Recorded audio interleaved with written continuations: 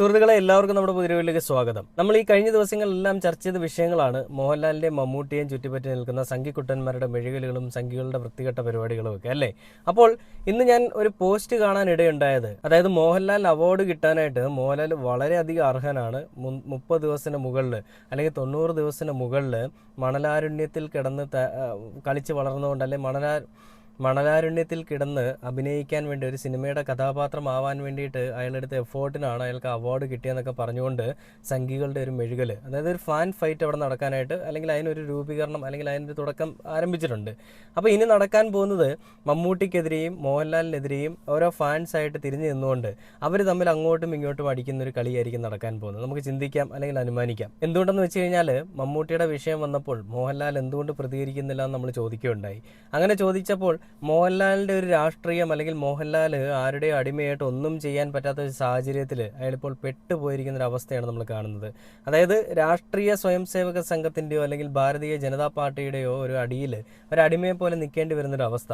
എന്തെങ്കിലും മിണ്ടിക്കഴിഞ്ഞാൽ അയാൾക്ക് വരാൻ പോകുന്ന കോൺസിക്വൻസസ് മനസ്സിലായതുകൊണ്ട് തന്നെയും ഒരു തവണ തല കുനിച്ച് കൊടുത്തു കഴിഞ്ഞാൽ പിന്നീട് തല ഉയർത്താൻ പറ്റാത്ത അവസ്ഥയിലേക്ക് മാറുകയും ചെയ്തിരിക്കുന്ന ഒരു അവസ്ഥയാണ് ലാലേട്ടനെ നമ്മൾ കാണുന്നത്. അത് മോഹൻലാലിനെ ഒരു തരത്തിൽ അല്ലെങ്കിൽ മറ്റൊരു തരത്തിലെങ്കിലും അടിമയാക്കപ്പെടലിന് അല്ലെങ്കിൽ അടിമയാക്കി വെക്കാനായിട്ട് ഒരു പ്രേരിതമായി അല്ലെങ്കിൽ കാരണമായി നമുക്ക് അനുമാനിക്കാം. അപ്പോൾ ഞാൻ ആദ്യമേ പറഞ്ഞതുപോലെ തന്നെ ഈ ഫാൻ ഫൈറ്റ് ആരംഭിച്ചു കഴിഞ്ഞാൽ പിന്നീട് ഓരോ നടന്മാരെ കുറ്റം പറയാം, മോഹൻലാലിനെ കുറ്റം പറയാം, മമ്മൂട്ടിയെ കുറ്റം പറയാം, അങ്ങനെ ആയിരിക്കില്ല. അത് വൃത്തികെട്ട രീതിയിലൊക്കെ ഉപയോഗിക്കാവുന്ന രീതികളിലെല്ലാം അവർ ചെയ്യും.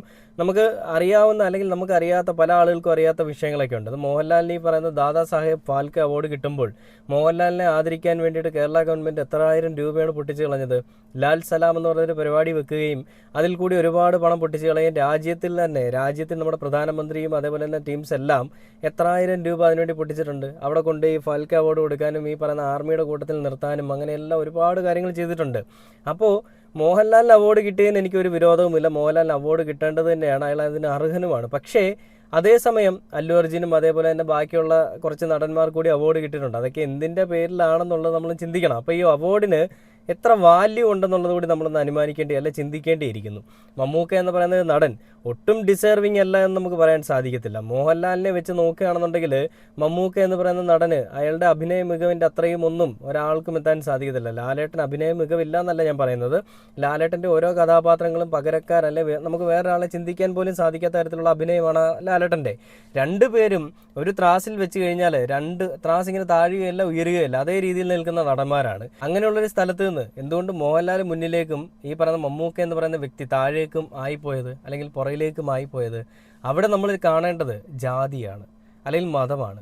ആ മതത്തിൻ്റെ പേരിലും അല്ലെങ്കിൽ ആ മതമായതുകൊണ്ട് തന്നെയും ഇവർക്ക് ഈ അവാർഡ് കിട്ടേണ്ട, ഇവർ ആ അവാർഡിന് അർഹനല്ല എന്നുള്ള രീതിയിൽ തഴഞ്ഞു വിട്ടിരിക്കുന്നതാണ് നമ്മൾ കാണുന്നത്.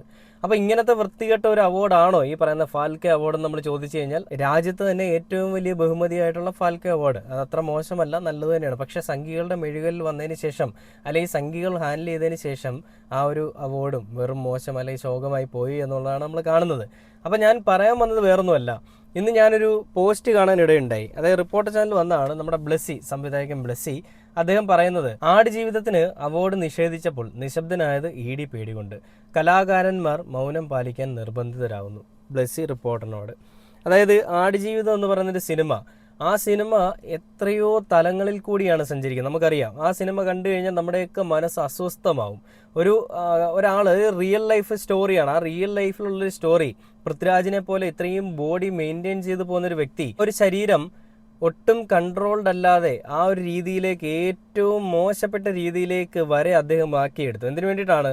ആ ഒരു കഥാപാത്രത്തിൻ്റെ ആ ഒരു ഒറിജിനാലിറ്റി കിട്ടാൻ വേണ്ടിയിട്ടാണ്. അതായത് ആടുജീവിതം എന്ന് പറയുന്ന ബെന്യാമിൻ എന്ന് പറയുന്ന വ്യക്തി അയാൾ അനുഭവിച്ചുള്ള വേദനകൾ പ്രേക്ഷകരുടെ ഹൃദയങ്ങളിലേക്ക് ആഴത്തിൽ ഇറക്കാൻ വേണ്ടിയിട്ടാണ് ആ രീതിയിൽ അദ്ദേഹം ഒരു വേഷം കിട്ടിയതല്ല, അദ്ദേഹത്തിൻ്റെ ആ ഒരു ശരീരം ക്ഷീണിച്ച് ശോഷിച്ച് ഒരവസ്ഥയിലേക്ക് മാറിയത്. അത്രയൊന്നും ലാലേട്ടനൊന്നും എന്തായാലും ചെയ്തിട്ടുണ്ടെന്ന് എനിക്ക് തോന്നുന്നില്ല. അപ്പോൾ അത്രയും മാത്രം പൃഥ്വിരാജ് എന്ന് പറയുന്ന നടൻ ചെയ്തിട്ടും അതിന് കേവലം ഒരു അവാർഡ് പോലും കൊടുക്കാതെ തള്ളിക്കളഞ്ഞു. അതായത് അവാർഡിൻ്റെ ഒരു പട്ടികയിൽ നിന്ന് തന്നെ തള്ളിക്കളഞ്ഞു. നമ്മളെല്ലാവരും വിചാരിച്ചാണ് ആ പടത്തിന് ഒരു അവാർഡ് കിട്ടും. കാരണം ആ പടം എടുത്തു വെച്ചിരിക്കുന്ന രീതി അങ്ങനെയാണ്, അതിന് വേണ്ടിയിട്ട് അവരിട്ടിരിക്കുന്ന എഫേർട്ട് അങ്ങനെയാണ്. എല്ലാ ടീംസും, അതായത് പൃഥ്വിരാജ്, അതേപോലെ ബ്ലെസ്സി, അങ്ങനെയുള്ള എല്ലാ സംവിധായകരടക്കം എല്ലാ ടീമും അതിന് വേണ്ടിയിട്ട് എടുത്തിരിക്കുന്ന എഫേർട്ട് നമുക്ക് പറയാൻ പറ്റാത്ത തരത്തിലുള്ള എഫേർട്ടാണ്.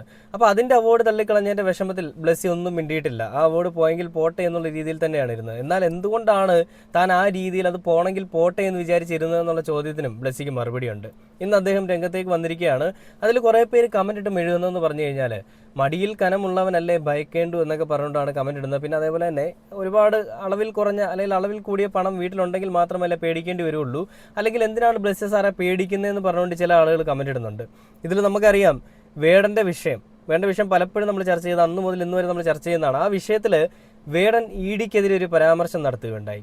അതായത് എന്തെങ്കിലും ചെയ്യുകയാണെന്നുണ്ടെങ്കിൽ ED-യെ ഭയപ്പെടേണ്ട ഒരു കാലഘട്ടത്തിലേക്കാണ് മാറിയിരിക്കുന്നതെന്ന് പറഞ്ഞുകൊണ്ടാണ് വേടൻ പറഞ്ഞത്. എമ്പുരാൻ സിനിമ ഇറങ്ങിയ സമയത്ത് ആ പറഞ്ഞതിൻ്റെ 2 ദിവസം കഴിഞ്ഞപ്പോൾ തന്നെ വേടൻ്റെ വീടിൻ്റെ മുറ്റത്ത് ഡാൻസ് ഓഫ് സംഘവും കഞ്ചാവ് പിടിക്കാനായിട്ട് ഫോറസ്റ്റ്, എക്സൈസ്, പോലീസ്, അങ്ങനെയുള്ള എല്ലാ ഫയർഫോഴ്സ് ഒഴികെ പട്ടാളം ഒഴികെ എല്ലാ ടീമും അടത്തി. എന്തിനാണ്? വേടൻ അവിടെ ഉണ്ടെന്ന് അറിഞ്ഞിട്ട് പോയതാണ്. എന്നാൽ വേടൻ്റെ കയ്യിൽ എന്തൊക്കെയാണ് ഉള്ളതെന്ന് അറിയാൻ വേണ്ടിയിട്ടാണ് ബാക്കിയുള്ളവരോട് കൂട്ടിപ്പിടിച്ചത്. ഈ പുലിപ്പല്ല്, വേടൻ്റെ വീട്ടിലെ കത്തി, പിന്നെ അതേപോലെ തന്നെ വേടൻ്റെ കഞ്ചാവ് ഉപയോഗം, ഇതെല്ലാം കൂടി പിടിക്കാൻ വേണ്ടി പോയതാണ്. അത് എന്തിൻ്റെ പേരിലാണ്? ED-ക്കെതിരെ സംസാരിച്ചതിൻ്റെ പേരിലാണ്. സംഘിക്കുട്ടന്മാരുടെ പേടി ഇവരുടെ രാഷ്ട്രീയമാണ്. അതായത് ഇടതുപക്ഷത്തിനോടൊരു ചായ്വുള്ള വ്യക്തികളാണ് മമ്മൂക്കയും, അതേപോലെ ദുൽഖർ സൽമാനും, അതേപോലെ പൃഥ്വിരാജും, അങ്ങനെ എല്ലാവരും ഒരു ഇടതുപക്ഷത്തിനോട് ചായ്വുള്ളവരാണ്. മനസാക്ഷിയുള്ളതായതുകൊണ്ടായിരിക്കും ഇടതുപക്ഷത്തിനോട് ചായ്വ് വന്നിരിക്കുന്നത്.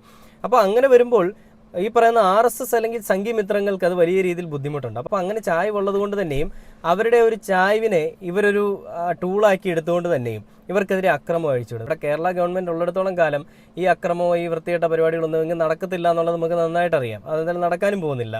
അപ്പോൾ ഈ ഒരു വിഷയത്തിൽ ബ്ലെസ്സിയുടെ ആ ഒരു വാർത്താ സമ്മേളനം നമുക്കൊന്ന് കണ്ടു നോക്കാം. ബ്ലെസ്സി, ഞങ്ങളിപ്പോൾ കോഴിക്കോട് ഞങ്ങളുടെ bureau chief VS Ranjith Chandrika പത്രത്തിൽ അങ്ങയുടെ അഭിമുഖം കണ്ടിട്ടൊരു വാർത്ത റിപ്പോർട്ട് ചെയ്യായിരുന്നു.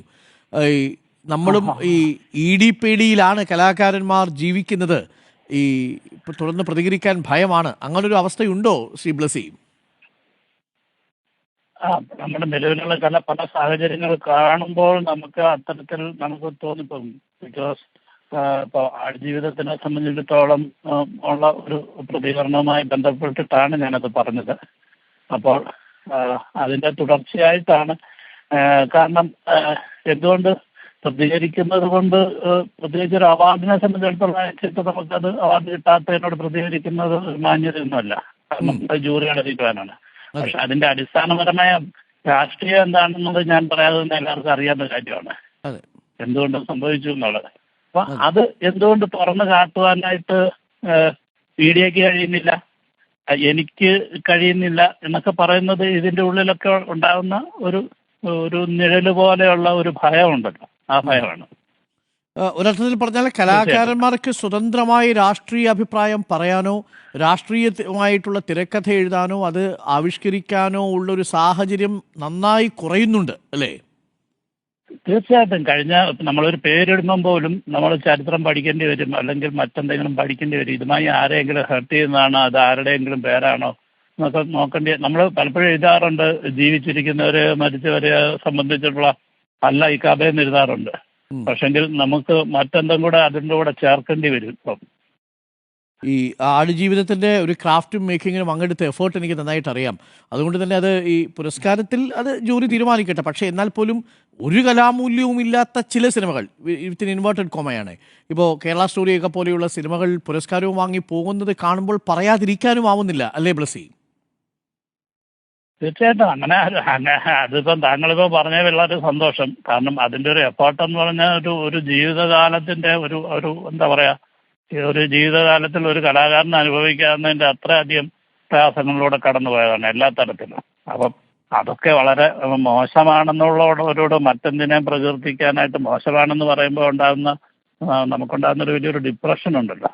കാരണം ഇത് എങ്ങനെയാണ് തെളിയിക്കുന്നത്, നല്ലത് എങ്ങനെയാണ് നമ്മൾ അറിയിക്കുക എന്ന് പറയുന്നതിൻ്റെ ഒരു ഇതുണ്ടല്ലോ.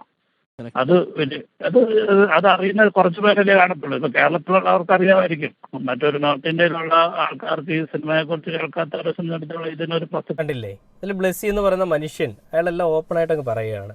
അതായത് ഒരു സിനിമ, ആ സിനിമയിൽ ഒരു കലാകാരൻ്റെ ജീവിതത്തിൽ സംഭവിക്കുന്ന ഏറ്റവും മോശപ്പെട്ട സാഹചര്യത്തിൽ കൂടിയാണ് ആ സിനിമയുടെ അണിയറ പ്രവർത്തകരും അതേപോലെ തന്നെ നടനായിട്ടുള്ള പൃഥ്വിരാജും ഞങ്ങളും എല്ലാം പോയെന്നാണ് പറയുന്നത്. ആ സിനിമ കേവലം ഒരു സെറ്റിട്ട് അതിന്റെ മുൻവശത്ത് ഇരുന്നുകൊണ്ട് കുറച്ച് മണലും വാരി ഇടുന്ന ഒരു സിനിമ ആയിരിക്കത്തില്ല, അല്ലെങ്കിൽ അങ്ങനെ ഒരു സിനിമയല്ല.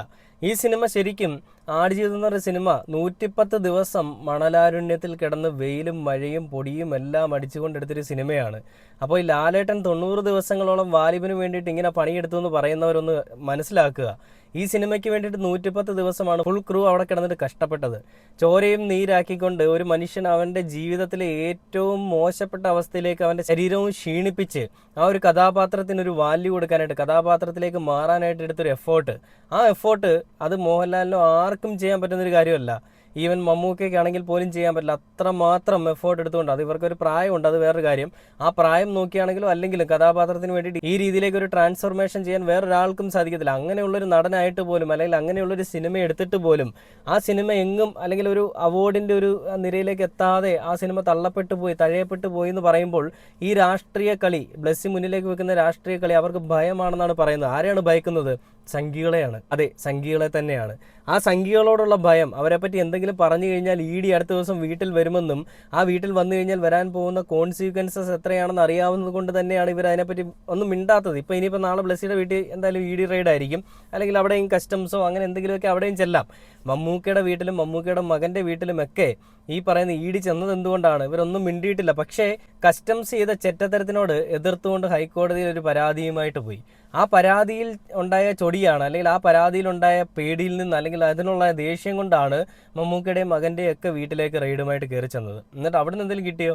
അതും കിട്ടിയില്ല. വെറുതെ ഒരു മനുഷ്യനെ അടിച്ചമർത്തുക, അല്ലെങ്കിൽ അപകീർത്തികരമാം വിധം അവരെ വരച്ച് കാണിക്കുക, സമൂഹത്തിന് മുൻപിൽ അവരെ കൊള്ളക്കാരാക്കിയും കള്ളന്മാരാക്കിയും ചിത്രീകരിക്കുക, അതിൽ കൂടി മറ്റൊരാളെ ഉയർത്തിക്കൊണ്ട് വരിക എന്നുള്ള ലക്ഷ്യത്തോടു കൂടിയാണ് ഇവന്മാർ ഈ പരിപാടി കാണിച്ചത്. പക്ഷെ അതെങ്ങും എത്തിയില്ല. മമ്മൂക്ക എന്ന് പറയുന്ന മനുഷ്യൻ ആണത്തമുള്ളത് കൊണ്ടും ആ മനുഷ്യൻ ഒറ്റ വ്യക്തിത്വം ഉള്ളത് കൊണ്ടും ഡബിൾ ഫാദർ സിൻഡ്രോം ഇല്ലാത്തത് കൊണ്ടും ആ പരിപാടി എങ്ങും എത്തിയില്ല, ഇനി എത്താനും പോകുന്നില്ല. അപ്പോൾ ഇങ്ങനെയുള്ള വിഷയങ്ങളിൽ ഇനിയും ഒരുപാട് കലാകാരന്മാർ രംഗത്തേക്ക് വന്ന് പ്രതികരിക്കണം. അപ്പോൾ ഈ രാഷ്ട്രീയത്തിലുള്ള, അല്ലെങ്കിൽ ഇമ്മാരെ പോലെയുള്ള സംഘിമിത്രങ്ങളെ പോലെയുള്ള ചെറ്റുകൾ കാണിക്കുന്ന വൃത്തികെട്ട മെഴുകലും വൃത്തികെട്ട പരിപാടികൾക്കും ഒരു മറുപടി ഇനിയെങ്കിലും കൊടുക്കാൻ സാധിക്കട്ടെ. ഇപ്പോൾ ബ്ലെസ്സി സംസാരിച്ചതുപോലെ തന്നെ ഇനിയും സംവിധായകന്മാർ രംഗത്തേക്ക് വരട്ടെ. ഈ വിഷയങ്ങൾക്കെതിരെ സംസാരിക്കാനായിട്ട് എല്ലാ നടന്മാർക്കും ഒരു ധൈര്യം വരട്ടെ എന്ന് പറയുകയാണ്. ലാലേട്ടന് എന്തെങ്കിലുമൊക്കെ ഇതിനെതിരെ പ്രതികരിക്കാം, എന്നാൽ അയാളൊന്നും മിണ്ടാതിരിക്കുന്നത് അയാളെ ആരോ ഒരു പ്രതിമയെ പോലെ, അല്ലെങ്കിൽ അയാളെ ആരോ ഒരു മരപ്പാവയെ പോലെ ആക്കി നിർത്തിയിരിക്കുകയാണെന്നുള്ളതാണ് എനിക്ക് തോന്നുന്നത്. അപ്പോൾ ഇത് തന്നെയാണ് സംഭവിച്ചിരിക്കുന്നത്, നമുക്ക് നന്നായിട്ട് അറിയാം. ഇപ്പോൾ ബ്ലെസ്സി രംഗത്തേക്ക് വന്നതുപോലെ നാളെയും ഒരുപാട് ആളുകൾ വരുമെന്നും പറഞ്ഞുകൊണ്ട് ഈ ഒരു വീഡിയോയുടെ അവസാനിക്കുകയാണ്.